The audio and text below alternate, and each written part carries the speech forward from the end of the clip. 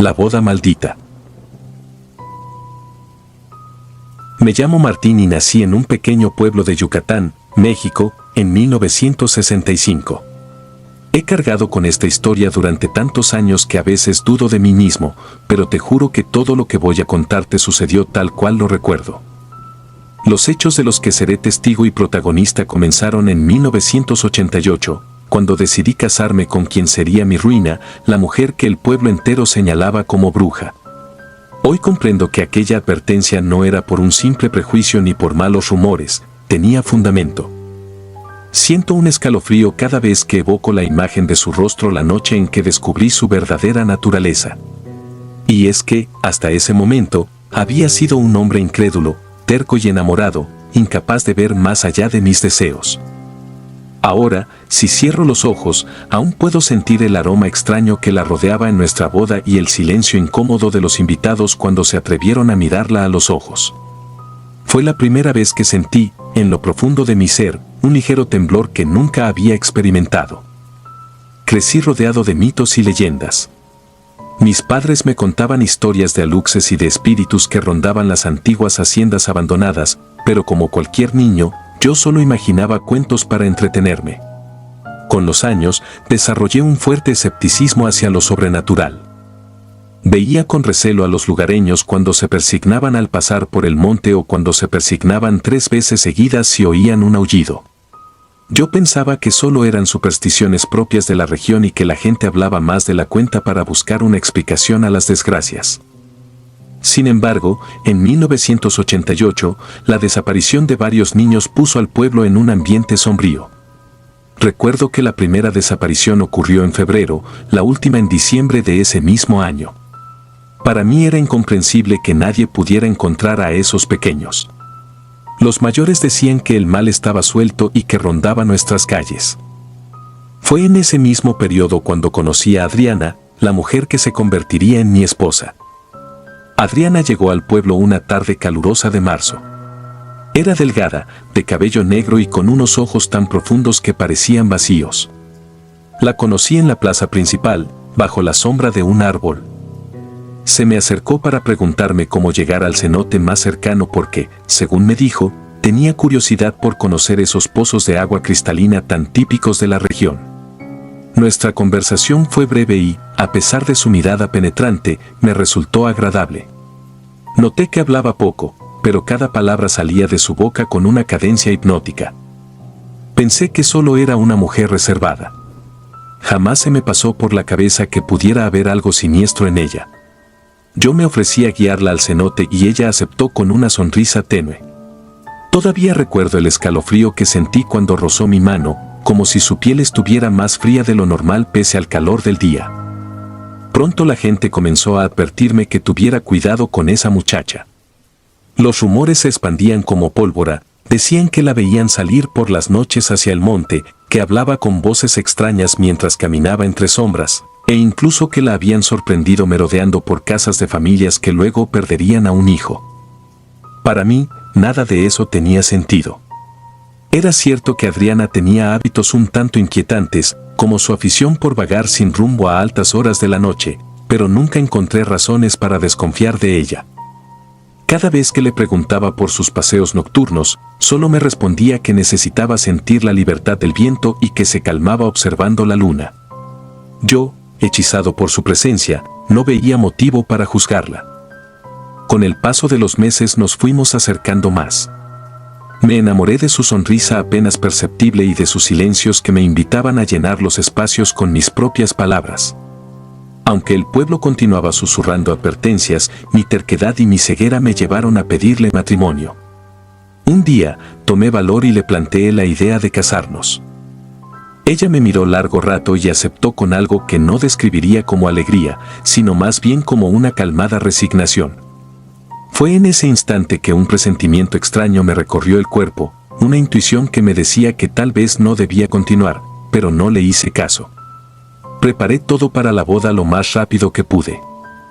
La fecha quedó fijada para el 17 de octubre de 1988. El día de la boda amaneció nublado. En Yucatán, el clima puede ser traicionero, un momento brilla el sol y al siguiente te sorprende la tormenta. Yo tenía algo de nervios, como es natural en el día de la unión, pero intentaba ocultarlo con una sonrisa. Sin embargo, había un silencio en el ambiente, como si todos estuvieran esperando a que sucediera algo terrible en cualquier momento. En la iglesia, noté la ausencia de algunos vecinos que se habían negado a asistir. Incluso las flores en el altar parecían mustias, a pesar de haber sido colocadas apenas una hora antes. Cuando Adriana entró, sentí un nudo en el estómago. Llevaba un vestido blanco sin encaje ni adornos, un atuendo muy sencillo para la ocasión, y su mirada continuaba siendo enigmática, casi impenetrable. Al darle el sí, acepto, me temblaron los labios, pero atribuía todo ese temblor a los nervios propios de casarse. La fiesta tuvo lugar en mi casa, con poca comida y música de un trío de trova. La gente parecía no querer bailar cerca de mi nueva esposa. Hasta mis padres, que siempre habían sido muy hospitalarios, se mostraban distantes con ella. Noté varias miradas de inquietud y algunos abandonaron la celebración antes del anochecer. Traté de no darle importancia, pues yo estaba dispuesto a defenderla ante cualquier murmullo. Cualquier cosa que dijeran era, según mi pensamiento de ese entonces, producto de las habladurías. Así llegó el momento de la medianoche, cuando los últimos invitados se marcharon. Fue la primera vez que me quedé a solas con Adriana como marido y mujer. Todo parecía en calma, pero en la oscuridad de la casa sentí una presencia distinta. Algo que me erizaba la piel y que no podía explicar. Ella permanecía sentada, muy quieta, en la esquina más oscura de la sala, casi sin parpadear. Parecía absorta en pensamientos que no me atrevía a preguntar. Pasaron un par de semanas relativamente tranquilas. Sin embargo, un nuevo caso de desaparición infantil sacudió al pueblo. Esta vez fue la hija de un trabajador de la hacienda cercana. Tenía 5 años y la vieron por última vez cerca del monte, donde casualmente algunos vecinos aseguraron haber visto a Adriana esa noche. Nadie se atrevió a confrontarla directamente, pero las miradas de desconfianza sobre mi esposa eran cada vez más notorias. Yo continuaba defendiéndola con vehemencia, diciendo que la gente buscaba un chivo expiatorio para justificar su miedo. Aún así, no podía dejar de notar que ella se comportaba con más misterio que antes, no dormía a mi lado, se levantaba a mitad de la noche y salía de la casa para volver al amanecer, con el rostro húmedo y la ropa oliendo a tierra mojada. Una madrugada, me armé de valor y decidí seguirla en secreto. Ella salió, sigilosa, sin encender la luz. Me coloqué unos pantalones gastados y una camisa cualquiera y me escabullí detrás de ella, procurando no hacer ruido. La luna llena iluminaba los caminos de terracería, así que pude ver cómo Adriana avanzaba con paso ligero. Sentí pavor al darme cuenta de que no la veía tropezar ni dudar, como si pudiera ver perfectamente en la penumbra. La seguí hasta el cenote, el mismo donde la había llevado aquel primer día. Se detuvo en el borde y me oculté tras un árbol. Desde allí, la vi alzar los brazos hacia el cielo y recitar algo en un idioma que no reconocí. Sus palabras eran roncas y parecían mezclarse con un silbido que emanaba del fondo del cenote. Por un instante pensé que se trataba de un rezo, pero sonaba tan amenazante que se me heló la sangre. En cierto punto sentí un impulso eléctrico en el ambiente. El viento se levantó y las ramas de los árboles se movieron con violencia. Entonces, algo se asomó por el filo del cenote. No lo vi con claridad, pero parecía un brazo esquelético, seguido de un rostro pálido con ojos vacíos. Un hedor nauseabundo me hizo taparme la nariz. Casi me desmayo cuando vi que ese ser se inclinó hacia Adriana como si la besara en la frente. Ella se quedó inmóvil, recibiendo a esa espantosa aparición en un acto que solo puedo describir como una entrega abominable. Temí que me descubrieran, así que corrí de vuelta a la casa con el corazón retumbando en el pecho y un terror que me robaba la respiración. No pude dormir el resto de la noche. Al día siguiente, ella regresó como de costumbre, sin mostrar signo alguno de fatiga. A partir de ese momento, mi conciencia comenzó a resquebrajarse. Ya no podía ignorar las advertencias. Recapitulé cada desaparición y coincidía con las noches en que ella salía o mostraba comportamientos extraños. Me preguntaba si realmente ella era la responsable de llevar a los niños a ese cenote y, peor aún, ¿qué hacía con ellos? No quería creerlo. No podía aceptar que la mujer con la que me había casado estuviera involucrada en algo tan horrendo. Pero los indicios se volvían cada vez más innegables.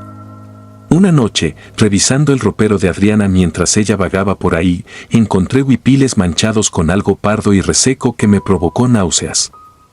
Salí corriendo de la casa para tomar aire y, sin saber qué hacer, decidí acudir a mi compadre Eusebio, uno de mis mejores amigos y el único que no me había dado la espalda. Se lo conté todo, sin omitir detalle alguno. Él me escuchó en silencio y luego, con voz temblorosa, dijo que, por desgracia, lo que me describía coincidía con una antigua leyenda sobre brujas que habitaban esas tierras y que se alimentaban del alma de los niños. Según la leyenda, esas brujas hacían un pacto con espíritus oscuros que habitaban en los cenotes olvidados. Mi compadre me dijo que debía alejarme de ella, pero sabía que no era tan sencillo. Vivíamos bajo el mismo techo y tenía miedo de lo que pudiera hacerme si se percataba de que había descubierto su secreto. Además, parte de mí seguía sintiendo un apego insensato, me costaba romper con mi obsesión, como si estuviera embrujado también. Los días pasaron y mi salud se vio afectada por el insomnio y los nervios. Un atardecer, cuando Adriana salió en uno de sus paseos, me atreví a esperar escondido en el monte, no muy lejos de casa. Quería comprobar con mis propios ojos si esa noche podría sorprenderla en algún acto siniestro. A eso de las 2 de la madrugada, la vi regresar. No venía sola.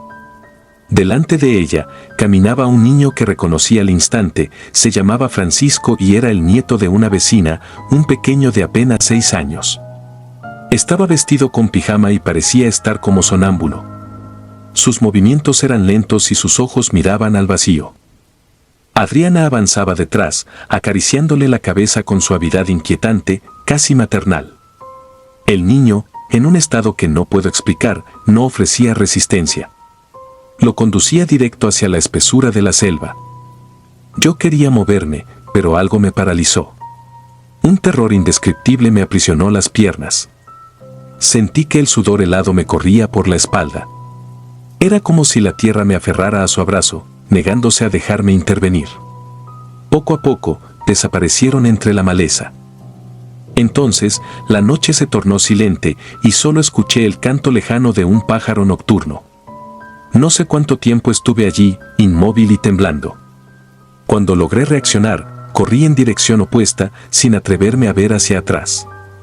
Regresé a casa aterrorizado, con el corazón a punto de estallar. Esa noche no pegué ojo.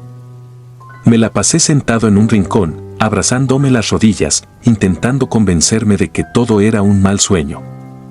Al amanecer, Adriana volvió, pálida y con una expresión mezcla de satisfacción y cansancio. Ni siquiera me dirigió la palabra. Se metió a nuestro cuarto y durmió hasta bien entrada la tarde. Yo la observaba desde la entrada, preguntándome quién o qué era en realidad. Las imágenes de la noche anterior no dejaban de martillar mi mente. Tuve que confrontarla, aunque no sabía cómo hacerlo sin ponerme en riesgo. Cuando despertó, la miré y notó mi expresión de espanto. Sentí que comprendía perfectamente lo que había descubierto. No me habló. Ni siquiera movió los labios. Solo se me quedó viendo con esos ojos negros y vacíos, mirándome como si fuera un intruso en mi propia casa.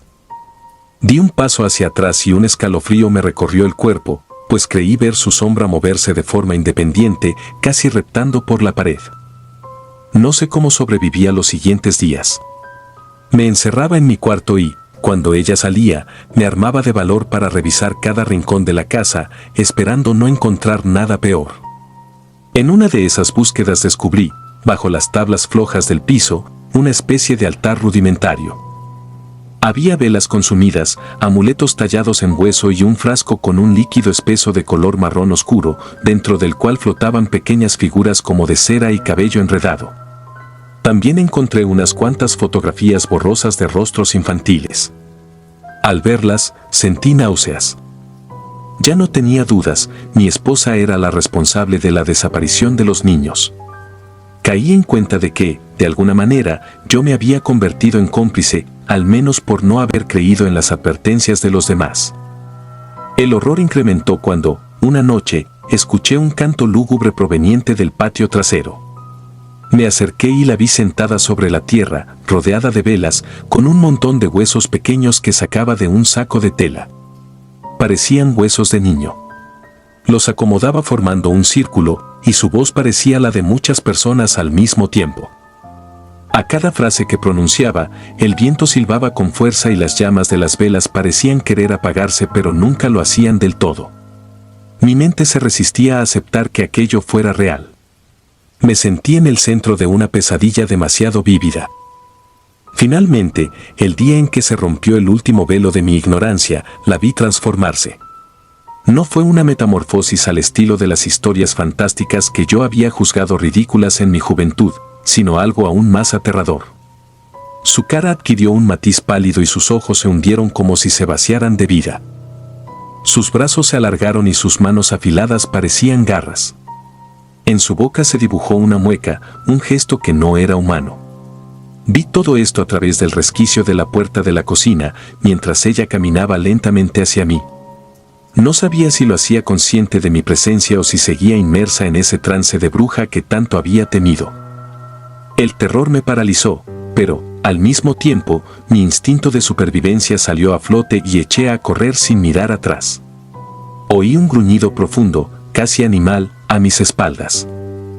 No sé cómo lo logré, pero conseguí llegar a casa de mi compadre Eusebio. Le conté entre gritos y llantos lo que había presenciado, y él, con el rostro ceniciento, me ofreció refugio. Al día siguiente, con la ayuda de algunos lugareños que, aunque asustados, decidieron actuar, regresamos a mi vivienda. Dentro, todo estaba en silencio. Mi mujer no aparecía por ninguna parte, pero encontramos señales inequívocas de su paso, la casa desordenada, rastros de sangre en las paredes y en el suelo, el altar con los huesos revueltos y el frasco roto, desparramando ese líquido viscoso y maloliente. Registramos cada habitación y el patio, pero ella se había esfumado. Fue como si la tierra se la hubiese tragado. Las autoridades del pueblo, que siempre fueron escépticas, llegaron más tarde para investigar, pero no hallaron ningún rastro de Adriana ni de los niños desaparecidos. Ante las preguntas oficiales, yo me limité a contar la versión más aceptable posible, omitiendo lo que nadie iba a creer.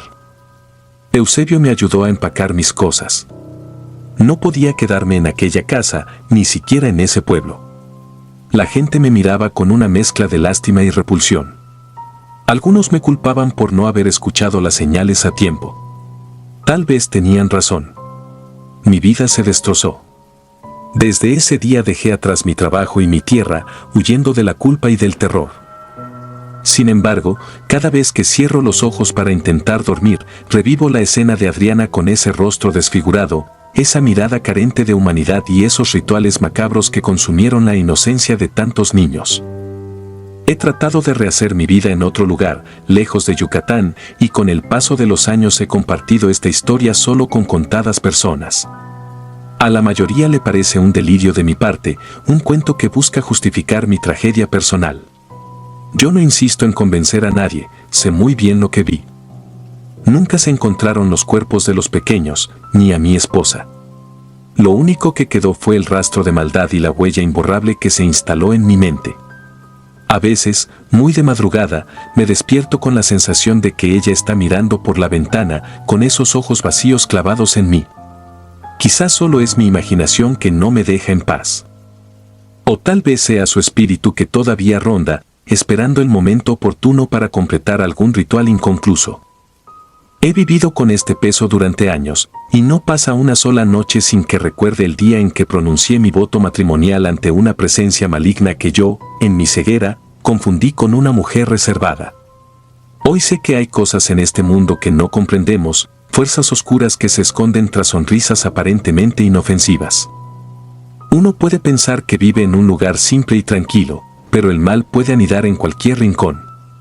Yucatecos o no, todos estamos expuestos a fenómenos inexplicables que anidan en la sombra de la ignorancia y el escepticismo. Escribo esto con la esperanza de que alguien lo lea y, si se encuentra en una situación similar, preste atención a las señales que el entorno le regala.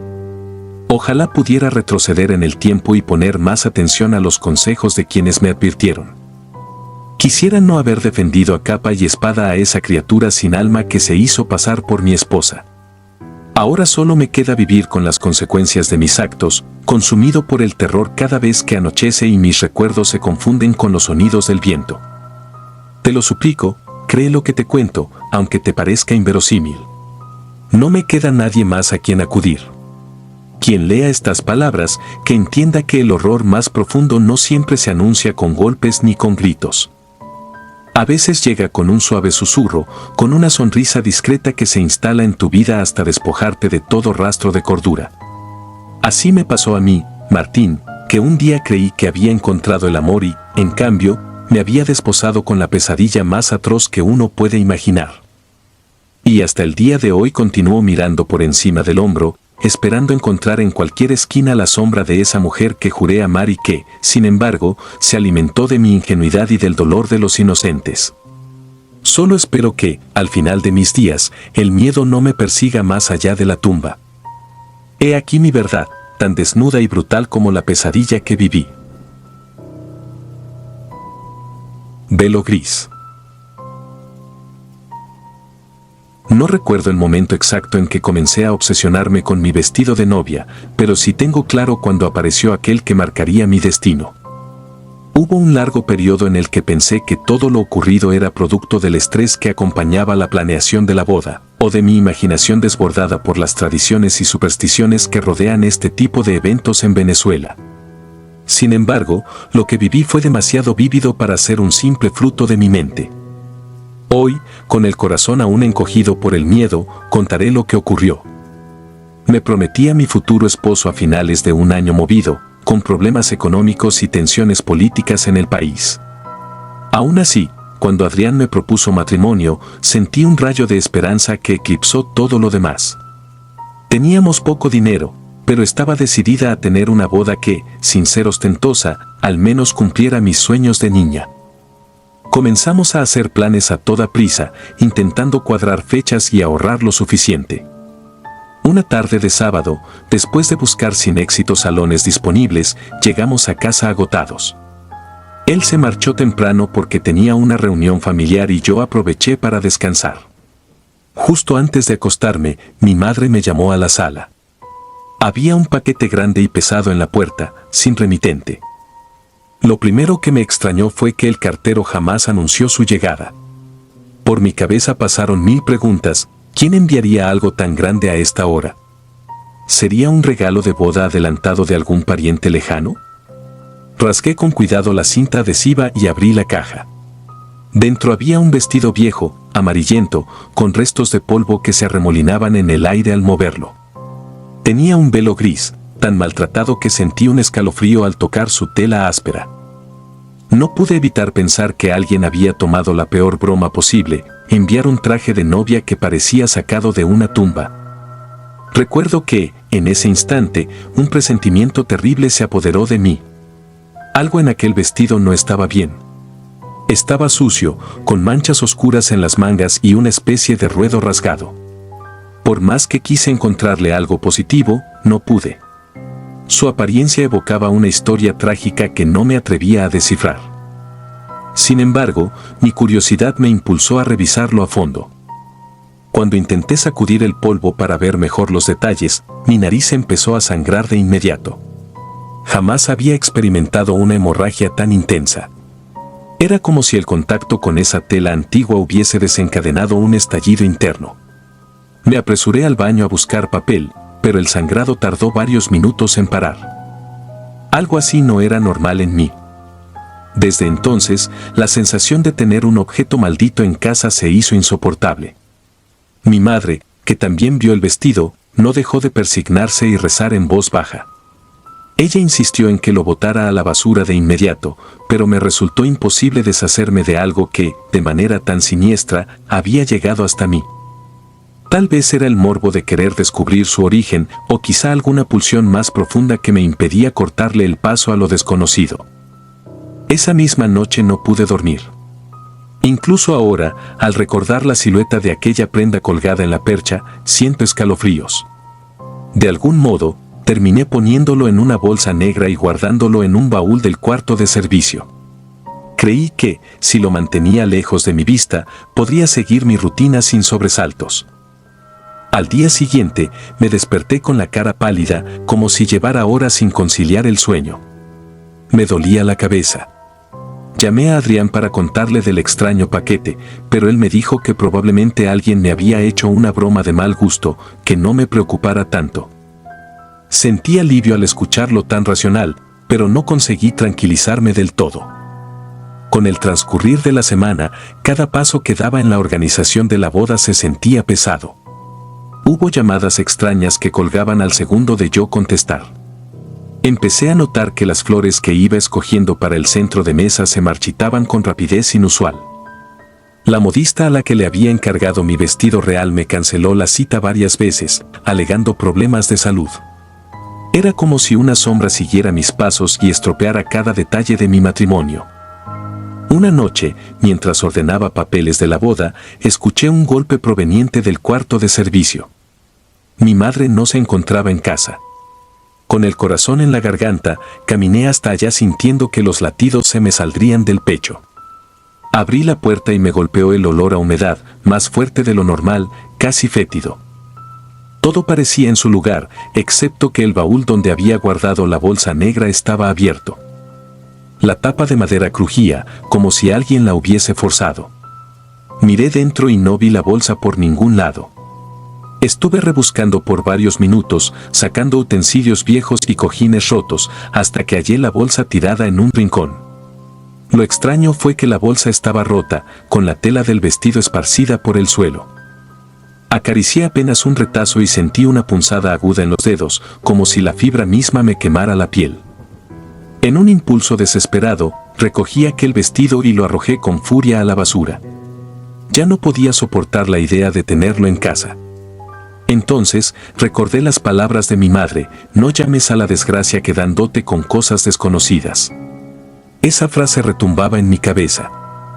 Decidí que había llegado el momento de librarme de él para siempre, o eso pensé. Al día siguiente, sin decir nada a nadie, salí al callejón trasero con la bolsa en mano. Teníamos allí un contenedor grande de desperdicios. Antes de arrojarlo, vacilé. Sentí algo similar a una mirada fría detrás de mi nuca. Un escalofrío recorrió mi columna. Aún así, en un solo movimiento, solté la bolsa y vi cómo se deslizaba al fondo. Regresé a casa y, por primera vez en semanas, sentí cierto alivio. Me repetía que todo había terminado. Esa noche dormí profundamente. Pensé que la pesadilla de la caja sin remitente y el vestido sangriento había llegado a su fin. Pero me equivoqué. Apenas amaneció, mi madre llamó a la puerta de mi cuarto con un rostro pálido. Me dijo que en la entrada de la casa había un bulto negro que alguien dejó en la madrugada. Cuando lo vi, sentí el cuerpo entumecerse. Era la misma bolsa, con el vestido dentro, salpicado de una sustancia rojiza, como sangre seca. Por un instante, el mundo se detuvo. Mi mente intentó encontrar una explicación lógica, pero todo parecía girar en torno a una fuerza hostil. Comencé a temblar y apenas pude sostener la bolsa con mis manos. Lloré de rabia, de impotencia. Me pregunté qué quería de mí ese objeto. Estuve todo el día sumida en un trance. Tenía la vista perdida en la tela ajada y la bolsa negra. A ratos, mis manos volvían a sangrar al tocar el vestido, como si su tejido raspara mi piel con una malevolencia intencionada. Empecé a pensar que alguien quería advertirme o detener mi boda. Llamé a Adrián y le rogué que viniera. Cuando lo hizo, no supo qué decir. Solo me abrazó, tratando de calmar mis nervios. Con el paso de los días, mi estado emocional empeoró. Cada vez que el vestido volvía a aparecer, era como si me reclamara con mayor furia. Y sí, volvía a aparecer a pesar de que intenté quemarlo, regalarlo a un zapatero que lo usara como trapo, e incluso esconderlo en lugares más lejanos. Siempre, de un modo u otro, encontraba su camino de regreso. El día previo a la boda, y sin ningún resto de cordura, decidí enfrentar ese objeto maldito. Esperé a la medianoche, cuando mi madre ya dormía. Bajé al patio trasero con la bolsa. Había llovido toda la tarde, de modo que el ambiente era pesado y gélido. Coloqué el vestido en el suelo, bajo un farol tenue, y empecé a examinarlo con calma. Lo extendí por completo sobre el cemento húmedo. Tenía rasgaduras en la parte baja y un velo sucio y gris que apenas se sostenía. Al buscar costuras en su interior, encontré algo que heló mi sangre, un nombre bordado con hilos rojos y casi desteñidos. Decía Violeta. Fue la primera vez que me topé con cualquier indicio de quién pudo ser su dueña. Quise saber más, así que forcé la tela buscando más rastros. Entre los pliegues había una etiqueta amarillenta con letras casi borradas y una fecha, 1975. Saqué fotos con mi teléfono y me quedé paralizada. Me pregunté si el vestido le había pertenecido a una novia que murió en circunstancias trágicas. Lo cierto era que cada vez tenía más la impresión de que estaba poseído por la presencia de alguien que no descansaba en paz. De pronto, escuché un susurro, un lamento leve que pareció salir de la noche. Sentí un olor ferroso entre la sangre y el moho. Quise incorporarme, pero mis piernas no respondían. El farol titiló 2 veces y se apagó. Me encontré de rodillas en la oscuridad, con el vestido aún en mis manos. Allí, experimenté una sensación como de manos heladas rodeando mi cuello. Podía jurar que algo o alguien me tocaba, tratando de asfixiarme. Cuando logré encender la linterna del celular, me di cuenta de que mi nariz sangraba otra vez. Las gotas iban cayendo sobre el vestido, empapándolo de un rojo reciente. Comencé a llorar y sentí que mi respiración se entrecortaba. No sé cuánto duró ese terror. Me pareció una eternidad. Al día siguiente, me obligué a seguir adelante con la boda. Tenía que superar el miedo por la familia, por Adrián, por mí misma. Pensé que, si conseguía casarme y cerrar ese ciclo, tal vez rompería la maldición. Así que me tragué el terror y me alisté. La ceremonia estaba programada para las 5 de la tarde en una iglesia modesta. El tráfico nos atrasó y llegamos casi a oscuras. Mientras me ayudaban a bajar del auto, noté la expresión de temor en el rostro de mi madre. Ella me susurró que se sentía mal, que desde la mañana había tenido escalofríos. Le pedí que se calmara. Yo también estaba al borde de la locura, pero ya no había marcha atrás. Avancé por el pasillo central de la iglesia con un vestido blanco nuevo, el que había logrado conseguir a última hora con otra modista. Me pareció ver algo moverse en las sombras de los pilares. Tal vez fuera mi imaginación. Aún así, un presentimiento me dijo que el otro vestido, el maldito, estaba allí, acechándome. La ceremonia se desarrolló con normalidad aparente hasta que el sacerdote me pidió el ramo para bendecirlo. Al extender la mano, me di cuenta de que mis dedos temblaban. El padre preguntó si me sentía bien y asentí con un nudo en la garganta. Mientras pronunciábamos los votos, comencé a oír un murmullo lejano, como un canto fúnebre. Ni Adrián ni los invitados parecían notarlo. El intercambio de anillos se convirtió en una tortura porque el sonido en mi cabeza aumentaba cada vez más. Traté de concentrarme en la mirada de mi novio, pero sentía que algo se retorcía detrás de mí. Fue entonces cuando vi, por el rabillo del ojo, una figura femenina vestida de blanco al fondo de la iglesia. Su vestido no brillaba como el mío, sino que estaba empapado en polvo y manchas extrañas. Sentí el corazón detenerse. Me cubrí los ojos un segundo, intentando apartar aquella visión. Pero cuando volví a abrirlos, la figura seguía allí, inmóvil, con el velo gris cubriendo su rostro. Entonces me invadió un dolor tan punzante en la cabeza que pensé que me desmayaría. Las luces de la iglesia se apagaron un instante. Hubo un temblor o algo parecido que sacudió los candelabros. La gente gritó, asustada, y yo caí de rodillas. Adrián trató de sostenerme, pero mi cuerpo se sentía pesado. En la confusión, alcancé a ver a esa mujer acercándose, flotando casi, como si no pisara el suelo. Un frío cortante se apoderó del ambiente. Mis oídos retumbaban con un zumbido sordo que apenas me dejaba oír los gritos de los invitados. Sentí como la sangre volvía a brotar de mi nariz, deslizándose por mis labios. No podía detenerla. Me ahogaba en la sangre y el llanto. De pronto, se encendieron las luces. Todo el mundo estaba en silencio, en shock. La figura había desaparecido, dejando solo una sensación lúgubre. Mis manos estaban manchadas de un líquido espeso. Intenté ponerme de pie, pero las piernas me fallaban. Adrián, pálido como un muerto, abrazó mi cuerpo y me susurró que todo estaba bien, que solo había sido un desperfecto eléctrico. Nadie se atrevía a mirar hacia atrás, como si, colectivamente, hubiéramos presenciado un horror que no se puede explicar. El sacerdote, visiblemente afectado, hizo un ademán de continuar la ceremonia a medias, pronunciando las últimas oraciones con prisa. Sellamos nuestros votos de forma apresurada. Salimos de la iglesia entre murmullos y miradas de pánico. Era como si no hubiésemos tenido una ceremonia de amor, sino un ritual oscuro que nadie deseaba prolongar. La recepción transcurrió bajo un silencio incómodo. Apenas algunos familiares se acercaron a preguntarme si me encontraba bien. Yo asentía, con la mente perdida. La figura del vestido polvoriento seguía flotando en mis pensamientos.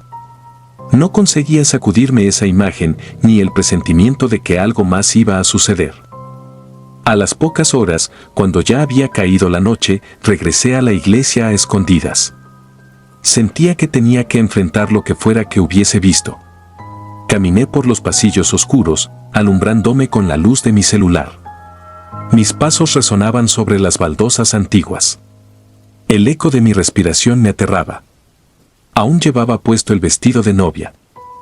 Entré en la sacristía y, al fondo, vislumbré la silueta de un vestido. Estaba colgado en una especie de perchero de madera. Me acerqué con el corazón martillando mi pecho y reconocí el mismo tejido viejo, con manchas marrones en los encajes. El velo gris parecía mirarme. Un alarido ahogado subió por mi garganta. No sé de dónde saqué fuerzas, pero arranqué aquel vestido del perchero y salí corriendo de la iglesia. Quizá en mi desesperación pensé que, si me lo llevaba lejos, terminaría con la persecución de esa presencia. Corrí calle abajo hasta llegar a un parque solitario. El sonido de los grillos y la luz amarillenta de los faroles me rodeaban como si estuviese en medio de un sueño. Con las manos temblorosas intenté rasgar la tela, pero parecía resistente a pesar de su apariencia raída. Recordé entonces la idea de quemarlo. Busqué en mi bolso un encendedor que solía llevar. Agité el mechero varias veces hasta que la flama surgió. El viento casi la apagó. Me esforcé en mantenerla viva y acerqué la llama al dobladillo del vestido. El fuego tardó en prender, pero cuando lo hizo, se propagó con lentitud, como si la tela se resistiera a arder.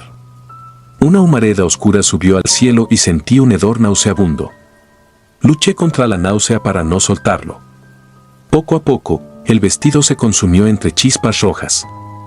El humo me hacía toser. Hasta que, finalmente, no quedó más que un montón de ceniza.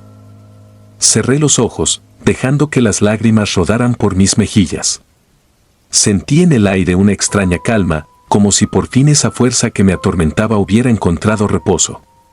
Por un instante creí oír un murmullo de agradecimiento, un susurro que se desvaneció en el viento nocturno.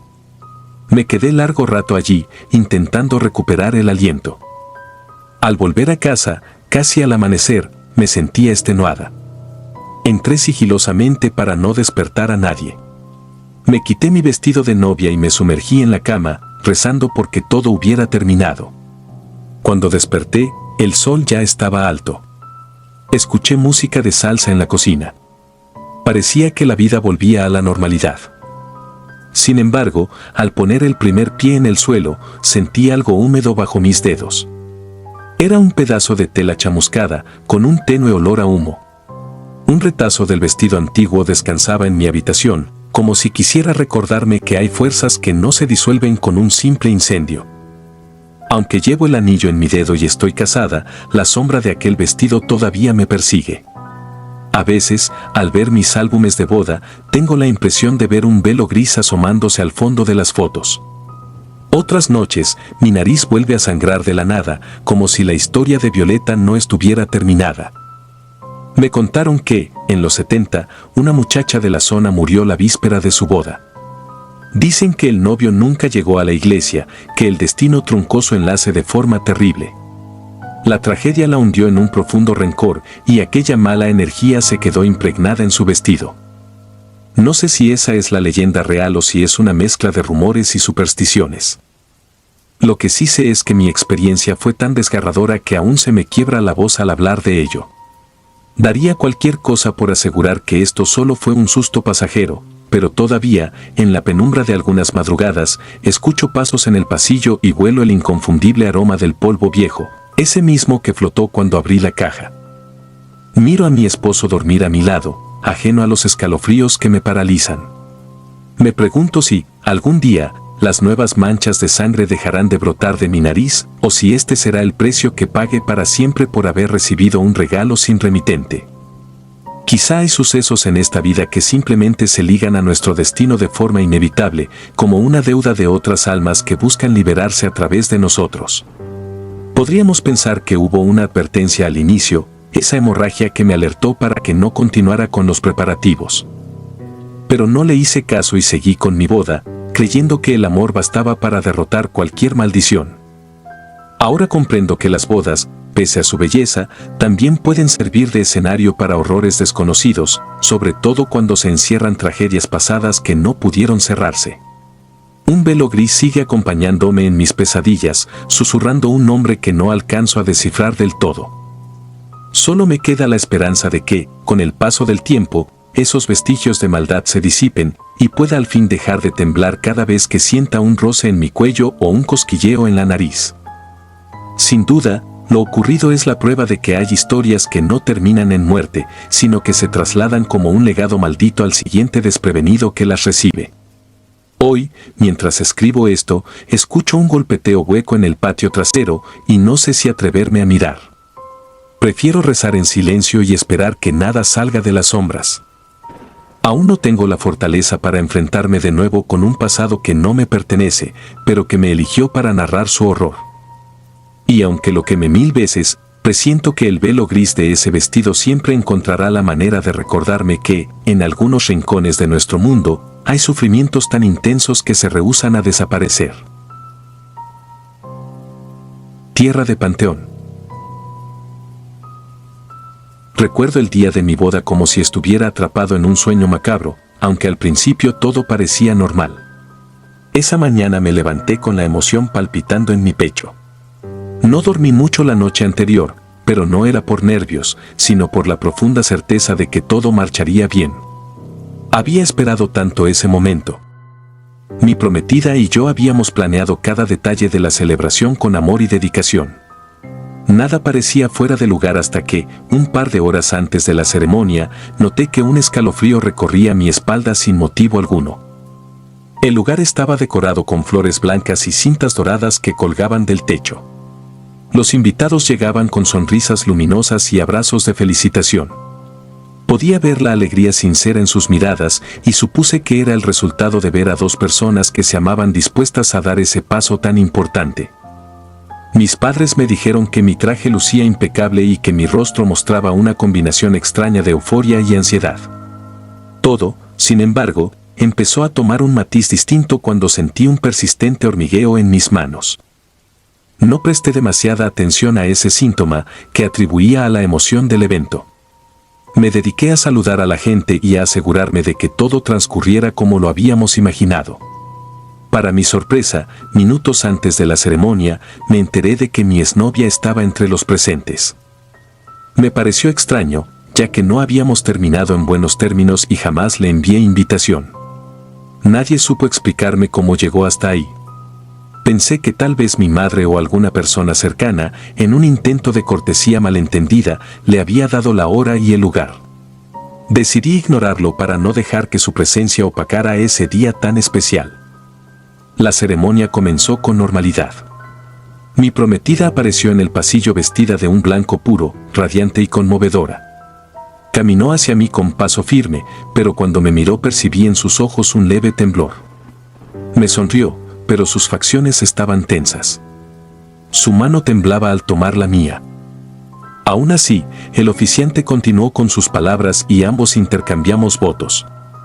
El momento en que nos declararon marido y mujer pasó en un suspiro extraño. No sé cómo describirlo, sentía un aire pesado alrededor, como si una niebla invisible se expandiera sin que nadie más la percibiera. Después de la ceremonia, fuimos a celebrar.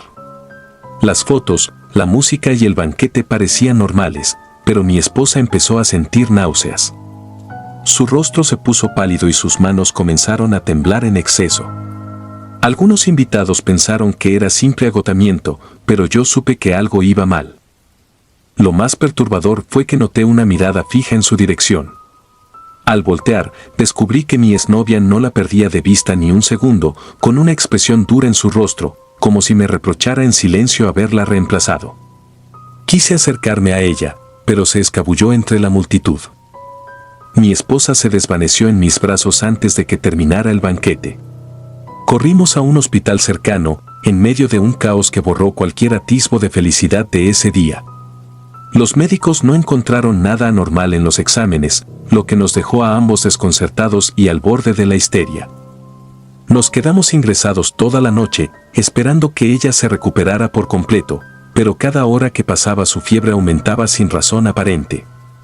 Los doctores lucían cada vez más preocupados, sin un diagnóstico claro. Los días siguientes fueron un martirio. Mi esposa siguió con fiebres altas e intermitentes, dolores inexplicables y un cansancio que la dejó postrada en la cama. La llevamos a distintos especialistas, hicimos análisis exhaustivos e incluso llegamos a pensar que podría tratarse de alguna enfermedad rara. Pero todos los exámenes salían bien. Era como si algo invisible, algo que ningún médico pudiera comprender, la estuviera consumiendo desde adentro. Desesperado, comencé a buscar respuestas fuera de la medicina convencional. No me enorgullezco de haber recurrido a teorías paranormales, pero sentía que se me cerraban todas las puertas. Mi familia me sugirió hablar con una curandera o un chamán para intentar cualquier método que aliviara a mi esposa. Al principio me resistí, porque siempre me consideré una persona escéptica en esos temas, pero verla agonizar día tras día destruyó mis creencias. Quería salvarla, sin importar a qué tuviera que recurrir. En medio de esa búsqueda, mi madre me confesó algo que me llenó de un temor helado. Cada mañana, al salir de casa, ella encontraba tierra de cementerio esparcida frente a nuestra puerta. No me lo había dicho antes porque no quería preocuparme, pensó que era alguna broma pesada o superstición de la gente. Pero la constancia de aquel suceso la había inquietado. Al escucharla, recordé las historias que corrían por el pueblo acerca de la brujería con polvo de panteón y cómo era usada para causar daño y malestar a las víctimas. Fue así como encontré a la chamán en un vecindario humilde al otro lado de la ciudad. Era una mujer anciana, con el cabello cano y la mirada severa, que escuchó mi relato sin sorprenderse. Analizó la situación y me dijo que lo que mi esposa sufría era el resultado de un trabajo de brujería hecho con fines destructivos y alimentado por un resentimiento personal. Supe de inmediato que mi ex podía estar detrás de todo esto, pues meses antes había mostrado signos de obsesión y rabia cuando le conté que me iba a casar. La chamán me pidió que trajera a mi esposa para realizarle una limpia espiritual. Nos recibió en un cuarto lleno de velas encendidas y un humo denso de hierbas desconocidas. Cuando mi mujer entró, se desvaneció de nuevo, como si algo en ese ambiente la reventara por dentro. Con cuidado, la recostamos en una camilla improvisada. La anciana pasó por encima de ella varios ramos de plantas, acompañados de cánticos que ponían la piel de gallina. Aunque todo me parecía sacado de una película de terror, ver la expresión de mi esposa, que parecía debatirse entre el dolor y la confusión, me hizo creer que tal vez ese ritual era nuestra única esperanza. La curandera terminó el rito en silencio. Guardó los restos de las hierbas en un frasco y me pidió que la acompañara a un cuarto trasero. Con un tono de voz grave, dijo que debía romper el trabajo en el mismo lugar en donde fue originado o encontrado. Me preguntó si yo sabía dónde se había hecho el ritual. Me habló de la necesidad de ir al cementerio para buscar una ofrenda o un objeto que representaba la fuente de la brujería. Me asustó la idea, pero la determinación de salvar a mi esposa pudo más. Asentí con la cabeza, dispuesto a hacer lo que fuera necesario. Esa noche regresé a casa y dormimos unas pocas horas. Mi esposa no mejoraba, y mi mente divagaba entre la rabia y la desesperación. Soñé con sombras que rodeaban su cama, susurrando su nombre mientras se alimentaban de su espíritu. Desperté sobresaltado, sudando, sin estar seguro de si había sido una pesadilla o si seguía atrapado en ella. A la mañana siguiente, mi madre volvió a encontrar tierra de panteón en la puerta, mezclada esta vez con un frasco diminuto que contenía lo que parecían cabellos y uñas. Sin pensar, lo tomé con cuidado, lo envolví en un paño negro y me dirigí al cementerio lo más pronto que pude. El lugar tenía un aspecto desolador, con lápidas antiguas y mausoleos a medio derrumbar. Caminé por los pasillos de tierra y grava, sintiendo un escalofrío que me calaba los huesos. A cada paso, me parecía escuchar voces lejanas, como lamentos que se perdían en la brisa. No quería dejarme llevar por el terror, pero mi instinto me gritaba que diera la vuelta y me marchara. Era imposible ignorar la energía pesada que flotaba en ese lugar. Sin embargo, pensaba en mi esposa postrada en la cama y seguía avanzando, buscando una señal de lo que debía encontrar. La chamán me había dicho que la brujería muchas veces se depositaba en la tumba de alguien que había muerto de manera violenta o trágica, para potenciar el efecto de esa energía maligna. Di varias vueltas sin hallar nada, hasta que mis pies se detuvieron frente a una lápida sin nombre. El mármol estaba agrietado y lleno de hongos verdosos. Sobre ella había un paño blanco atado con cintas rojas que parecían manchadas de algo oscuro. Al acercarme, sentí un hormigueo en la nuca. Sabía en mi interior que ese lugar guardaba la pieza clave. Desaté con cautela las cintas y retiré el paño. Dentro encontré tierra mezclada con restos de lo que parecía ser la misma sustancia que habíamos encontrado en la puerta de mi casa. Había también un papel con mi nombre y el de mi esposa escritos en él, acompañados de símbolos extraños que reconocí vagamente de las lecturas que había hecho sobre brujería. Noté además que el frasco que yo llevaba en el paño negro se calentaba en mis manos, como si latiera. Supe sin lugar a dudas que ese era el trabajo que mi ex había hecho para maldecirnos. Tuve ganas de salir corriendo de ahí, pero sabía que no podía dejar las cosas a medias. Llevé todo el paquete a la pequeña capilla abandonada dentro del cementerio, siguiendo las indicaciones de la chamán. Ella me había dicho que debía quemar todos los objetos y rezar con fe.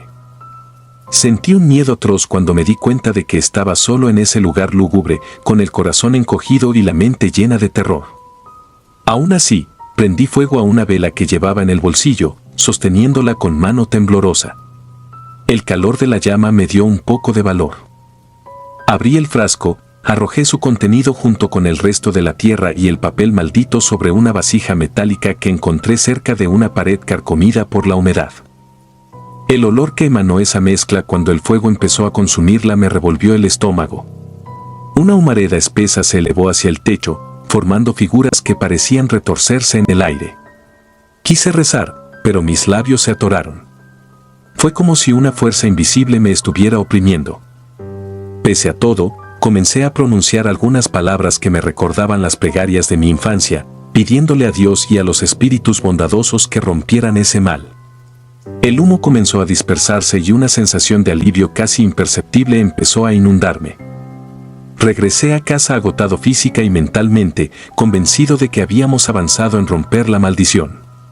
Cuando entré, mi madre me dijo que mi esposa, quien había pasado todo el día desvanecida, mostró una leve mejoría cerca del mediodía. Sentí una punzada de esperanza. Durante la noche, su fiebre se redujo y pudo dormir unas horas sin sobresaltos. Aún así, no quise celebrar antes de tiempo. Algo dentro de mí me decía que el peligro no había terminado. Los siguientes días fueron un extraño vaivén. A ratos mi mujer mostraba síntomas de recuperación y en otros volvía a sumirse en un estado de desvarío. La llevamos de nuevo con la chamán, que advirtió que el rencor de mi exnovia era tan intenso que seguía alimentando el trabajo a distancia.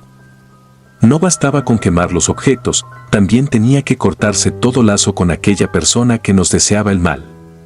Eso implicaba enfrentarla o, al menos, hacerle saber que conocía su brujería y no temía romperla.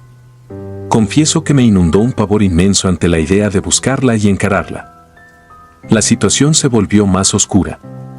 Cada mañana, las paredes de nuestra casa aparecían salpicadas con manchas extrañas, como sombras alargadas que solo podían verse con la tenue luz del amanecer. Sentía pasos en el pasillo durante la noche, crujidos en el techo que se repetían a la misma hora y la respiración agitada de mi esposa a mi lado, como si estuviera atrapada en un sueño lleno de demonios. Junté coraje y me dirigí a la casa donde había sabido que mi exnovia vivía actualmente. La encontré esperándome en la puerta, seria y con una mirada que me heló la sangre. No tuvimos un diálogo extenso, tan solo crucé su mirada llena de rabia y le grité entre dientes que sabía lo que estaba haciendo. Le exigí que nos dejara en paz, que dejara de enviarnos su brujería.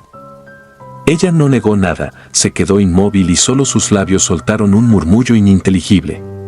Yo retrocedí con el estómago revuelto y el corazón desbocado. Sentía que el aire me faltaba.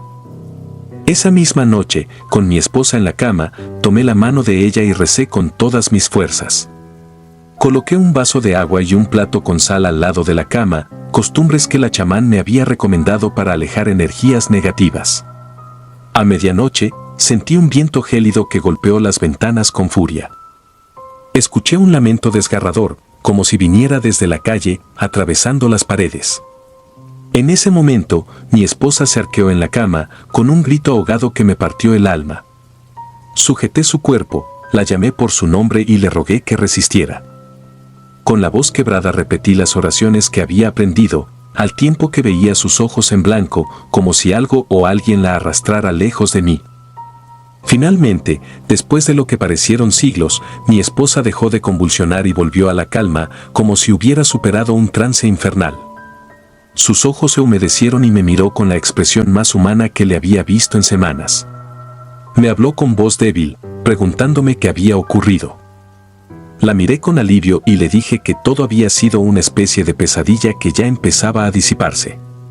Esa madrugada, por primera vez en mucho tiempo, pude conciliar el sueño sin sentir que una sombra amenazante rondara mi hogar. Los siguientes días fueron un periodo de lenta recuperación para ella.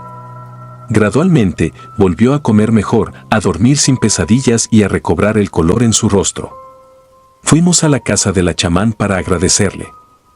Ella se limitó a sonreír con un gesto serio, asegurándome que la brujería había sido retirada, pero advirtiendo que necesitaba proteger mi hogar de futuros ataques. Nos dio amuletos de protección y me recomendó purificar la casa con humo de ciertas hierbas cada cierto tiempo. Hoy, varios meses después, aún me persiguen recuerdos de esos días. A veces, al cerrar los ojos, vuelvo a sentir la neblina opresiva y los susurros que resonaban en cada rincón de nuestra casa. Mi esposa todavía experimenta pesadillas ocasionales, pero nada comparado con lo vivido. Me atormenta la memoria de haber visto a mi exnovia en nuestra boda, clavando esa mirada de odio que desencadenó una serie de horrores que jamás pensé vivir. A pesar del tiempo transcurrido, prefiero no salir de casa a altas horas de la noche, pues la oscuridad me trae el eco de un canto lúgubre que presencié en aquella capilla del cementerio. Las marcas invisibles que dejó ese encuentro con lo sobrenatural siguen grabadas en mi mente. Jamás he vuelto a verla, pero cuento con cierta resignación que, de un modo u otro, no está lejos.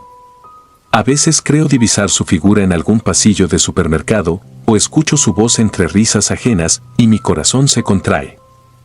El miedo no me abandona del todo, porque sé que no hay fronteras definitivas cuando alguien se sumerge en ese abismo de la brujería para dañar. Siento un escalofrío cada vez que veo tierra oscura en el jardín o rastros de tierra extraña en nuestra entrada. Es como si algo en mi interior temiera que el ciclo se repita.